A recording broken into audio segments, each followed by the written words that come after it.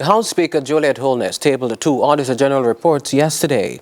One, an investigation into dealings at the Financial Services Commission, FSC, and the other, a probe into leasing practices at the Tax Administration of Jamaica, TAJ. The latter will be our focus today as we explore this developing story. Joining us now is political analyst and UE professor Dr. Knut Thompson and legal advisor for Young Jamaica, Janelle Small. Welcome to you both.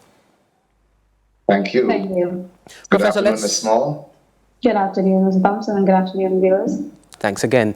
We begin with you, Professor. What's your initial reaction to the Auditor General reports tabled yesterday? I think they reveal a level of mismanagement of public funds that is frightening, embarrassing, and disqualifying. We're talking about some $400 million of funds that have been expended in at least one case, it seems, to a person who is connected to the party by virtue of being a member of parliament. And in the other case, the lion's share, a person who probably is associated with the party.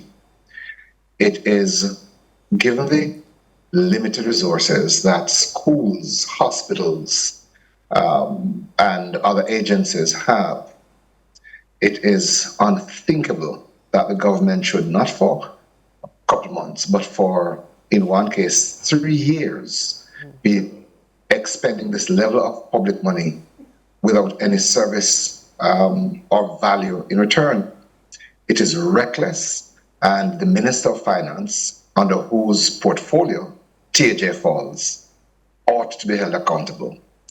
In my opinion, in any self-respecting democracy, that minister would have to step down and would have to own the problem and step aside. Ms. Small, what do you make of the professor's assessment? Do you agree with that?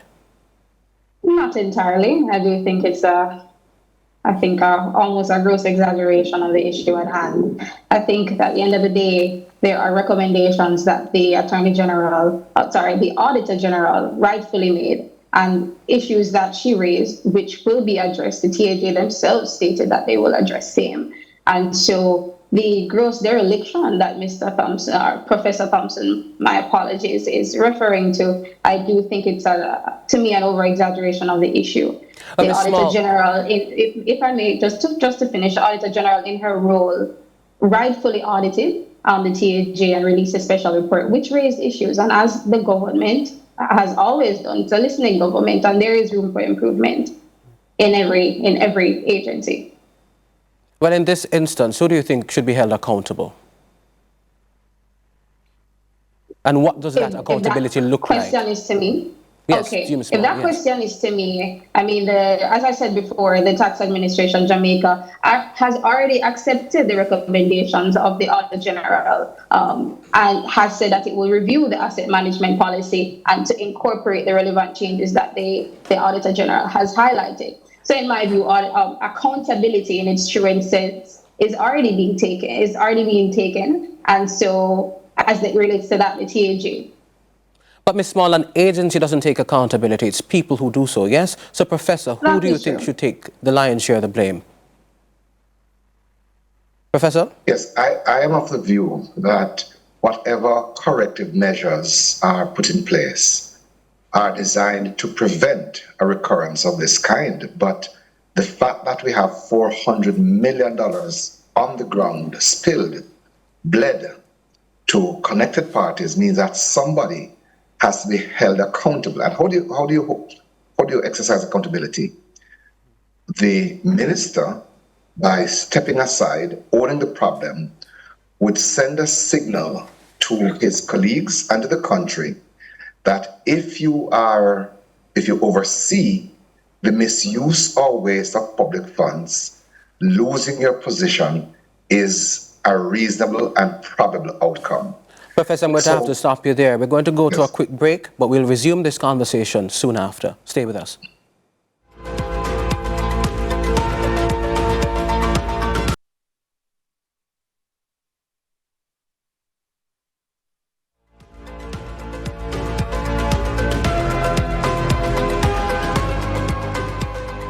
Welcome back. You're watching CVM's News at Noon. We're continuing our conversation now into the explosive findings that were tabled in Parliament yesterday into spending practices or leasing practices at the Tax Administration of Jamaica.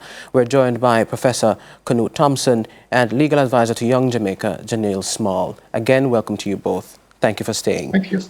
So we're going to press forward because we're limited for we're strapped for time. So what do you make, and that's you, Professor, what do you make of the Speaker's decision to make the reports public now? I believe that the delay in tabling the reports was calculated to prevent the exposure prior to the election. Imagine this information being in the hands of the public ahead of September 26. So I think that the action of delay was tactically designed to provide cover to the government and raises a question as to whether her appointment and her ruling in relation to special reports were not all part of a strategy by the government to shield itself from accountability. Because there's no change in the substantive facts concerning the tabling of reports. What has changed is the pressure that has been brought. But importantly, I want to raise this point.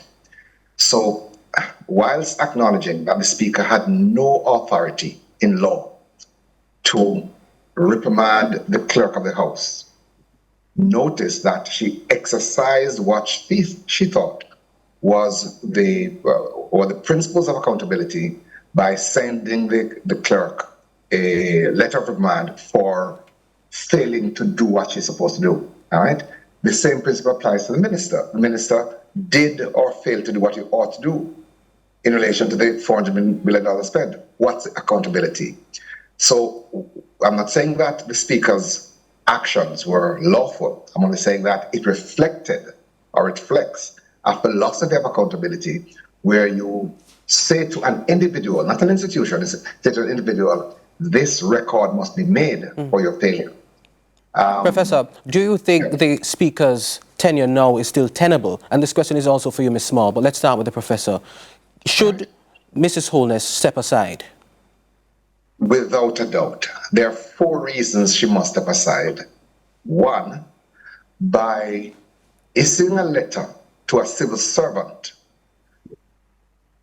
she is signaling that she doesn't understand the lines of demarcation between her role and that of civil servants. So it's an overreach, which brings her judgment and her sense of understanding into question. That's 1. 2, right. The process, assuming that she were right, or assuming that she had the power to issue such a letter, she failed to display, and Counsel Small would understand that the principles of natural justice required that any person accused of wrongdoing has a constitutional right to defend themselves and to be heard. Professor, I want to bring in Ms. Small here. Ms. Small, Thank you. Do you agree with the Professor's assessment? No. So what I will say is this. I think what Professor has done is try to make a matter that is not political, quite political, in an attempt to assist, his views. But what I'll say is this. I would love to respond to the first question as it relates to what do I make of her, the Speaker of the House tabling the reports. No. Very quickly, Ms. Small, we have 30 seconds. Yes, thank you. The fact is, the ruling there was a procedural error. And even in despite of the procedural error that Speaker of the House acknowledged, in the attempts of ensuring that there's transparency and integrity to the process, she tabled the report. So I am not sure what calculated political directive that she would have had. If that was so, she could have, the Speaker of the House could have simply gone on without tabling the report. But the very fact is, as she stated in Parliament, there is nothing to hide. And there was nothing to hide based on the report that was tabled. And you can go ahead and ask your other question. Wasn't there something to hide, though? Not necessarily. The Professor Thompson has made mention of connections to the A member of Parliament, Ms. Small, owns a property. The member of Parliament, a private director, director of a private company. Right. And as he referred to the legal aspect of it, we both know that as it relates to a director, there's a separate legal personality between the director of a private company and his role as MP. Notwithstanding that, the Auditor General Ms. herself, Small. in her report, let me finish, the Auditor General in her report stated that as it relates to any form of assumption of any wrongdoing on the side of the MP, there was no... So, Ms. Small, are you saying that you're fine with what happened? I'm very sorry for cutting you, but we need some clarity. $300 and something million, almost $400 million. There's nothing fine about what happened, but the issue is, why hasn't the TAJ occupied the buildings as yet? Not as it relates to acquiring the buildings, because the reason for acquiring the buildings is because the TAJ needed space. So you are not at all concerned that the building is owned by a member of parliament and they've been paid almost $400 million? The member of parliament should not own property, and it cannot be that is the recommendation that we're having. The Auditor General, in her evidence, in her investigation, stated that there is no wrongdoing on the part of the member of parliament. There should be no insinuations of anything otherwise. All right, Ms. Small, very quickly, sorry to cut you, but I'm going to have to take my closing comments from both of you. I'm going to start with the Professor, 30 seconds, and then 30 seconds to you, Ms. Small. Professor, let's go. Yes, I think that the question that arises is really, can we treat what has happened as a model for how we use public funds? Ms. Small has been unwilling, in my view, to affirm that something smelly, something unacceptable is here. And if we agree that this is not a model, the question becomes, what consequences do we impose for what has happened historically, in addition to putting in measures in place to prevent it from recurring in the future? Right, Ms. Small, 30 seconds. Yes, so the report highlighted an issue, and an issue that we can't hide, an issue that we cannot run away from. But the issue as it relates to the TAJ, to me, rests solely on the issue of occupation. The TAJ has accepted responsibility and will be